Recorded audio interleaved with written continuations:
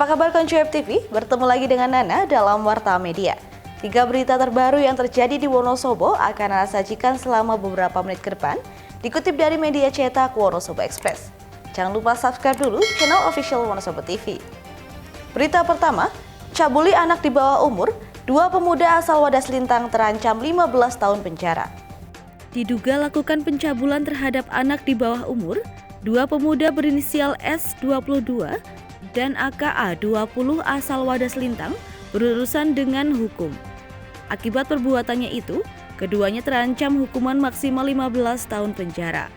Sementara itu, Kasat Reskrim Polres Wonosobo AKP Ahmad Sugeng menyampaikan, peristiwa tersebut terjadi pada Jumat 26 Agustus lalu sekitar pukul 11 malam. Peristiwa tersebut bermula pada saat korban bertemu dengan tersangka S di sebuah warung ronde di daerah Wadas Lintang. Korban meminta kepada tersangka S untuk mengantarkannya ke rumah pacar korban karena hendak mengambil handphone yang ketinggalan. Kemudian, tersangka mengantarkan korban ke rumah pacar korban, namun pintu rumah terkunci dan tidak ada orang. Setelah itu, tersangka menawarkan untuk mengantarkan korban pulang ke rumah, namun korban menolak dengan alasan takut dengan ibu korban karena sudah larut malam. Selanjutnya, pelaku membawa korban ke rumahnya dan memaksa korban untuk berhubungan suami istri namun ditolak oleh korban. Kemudian tersangka S melakukan persetubuhan dengan memaksa korban. Keesokan harinya, kedua tersangka mengantarkan korban pulang ke rumah. Sesampainya di rumah, korban menceritakan kejadian persetubuhan kepada orang tuanya. Karena tidak terima, keluarga korban melaporkannya ke pihak kepolisian. Berita kedua, industri kuliner penyumbang terbesar ekonomi kreatif. Pengembangan sektor unggulan ekonomi kreatif atau ekraf di Kabupaten Wonosobo digadang-gadang dapat mencetak calon usahawan baru yang berdaya saing global guna berkontribusi menyokong perekonomian daerah.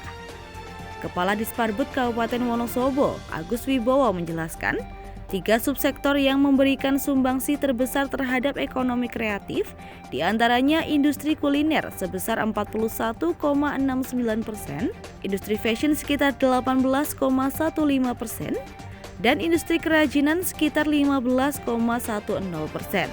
Disparbud menjelaskan, akan berusaha mewujudkan capaian ekraf sebanyak-banyaknya, memperluas ekspresi dan interaksi ekraf melalui pembangunan beberapa fasilitas penunjang, seperti mal ekonomi kreatif, ruang seni, ruang pertunjukan, museum, dan studio konten kreator di Mandala Wisata. Senada dengan itu, Asisten Perekonomian dan Pembangunan Setda Wonosobo, Junaidi menyampaikan, fokus pengembangan ekraf di Wonosobo menyasar pada pertanian, pariwisata, dan koperasi. Pembentukan inkubator bisnis diharapkan mampu menjaring banyak orang muda kreatif yang menghasilkan produk berkualitas dan diterima oleh masyarakat. Beralih ke berita 3, pelayanan kependudukan harus lebih dekat, cepat, dan mudah dipahami. Pelayanan kependudukan didorong untuk lebih dekat, cepat, dan mudah dipahami, sebab mindset masyarakat secara umum masih menganggap bahwa administrasi kependudukan bukan merupakan kebutuhan masyarakat, tapi menjadi kepentingan pemerintah semata. Dengan pola pikir yang sebagian besar masyarakat masih seperti itu, Wakil Bupati Wonosobo Muhammad Albar menghimbau pemerintah untuk tidak menghindari perspektif tersebut.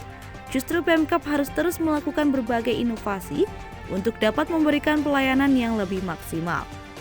Hal tersebut disampaikan kepada seluruh operator kecamatan, kasipaten kecamatan, operator desa dan kelurahan, serta sejumlah pegawai Disduk Capil Kabupaten Wonosobo dalam Bimtek Kependudukan di Sasana Adipura Kencana Wonosobo kemarin.